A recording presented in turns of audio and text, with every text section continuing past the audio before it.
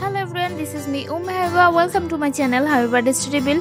আজকে আপনাদের সাথে শেয়ার করব খুব মজাদার একটা তালের বড়া রেসিপি। এটা খুবই সফট খেতে, একদমই মুখে দিলে মিশে যায়।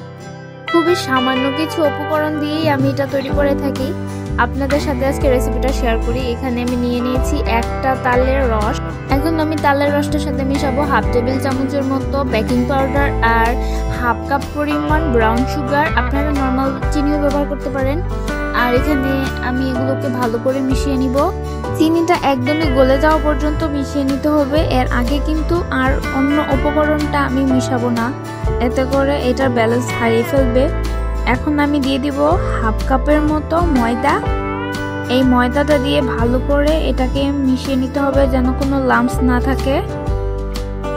এই ব্যাটারটা একদম স্মুথ হবে, খুব বেশি হার্ড হবে না, আবার একদমই পানি পানি থাকবে না। তাহলে তালের বড়াগুলো অনেক সুন্দর সফট হবে, খেতেও অনেক মজা হবে। এখন আমি এটাকে 30 মিনিটের মতো ঢেকে রেখে দিব রেস্টে।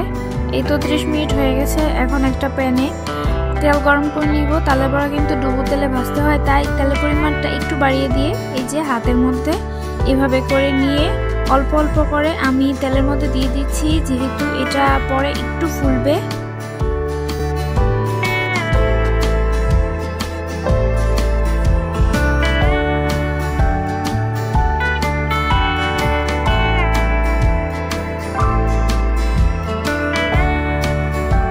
যখন দেখবো এগুলো একদমই তেলের উপরে ভেসে রয়েছে, তখন এটা একদম পারফেক্টলি কুক হয়ে গেছে।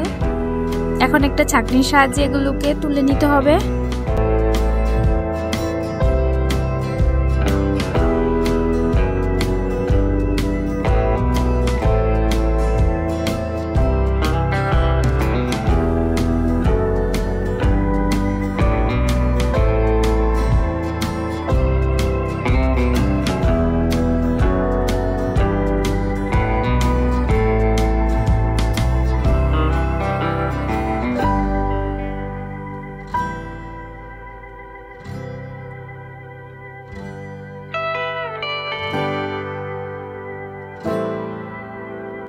তালের বড়াগুলো একদমই রেডি। কতটা সফট হয়েছে আপনারা দেখলে বুঝতে পারবেন। এটা একদমই সফট, মুখে দিলেই একদম সাথে সাথে মিশে যাবে। আর খেতেও কিন্তু খুবই মজা হয়েছে। আই হোপ এই রেসিপিটা ফলো করলে খুবই অল্প উপকরণ আর সহজে আপনারা তালের বড়া তৈরি করতে পারবেন। আমি সবসময় চেষ্টা করি খুব সহজভাবে আপনাদের সাথে রেসিপিগুলো শেয়ার করার জন্য। আপনারা যদি আমার রেসিপিগুলো পছন্দ করে থাকেন তাহলে আমার চ্যানেলটাকে সাবস্ক্রাইব করবেন আর পাশে থাকা বেল আইকনটি ক্লিক করে দিবেন। সবাই ভালো থাকবেন, সুস্থ থাকবেন। আল্লাহ হাফেজ।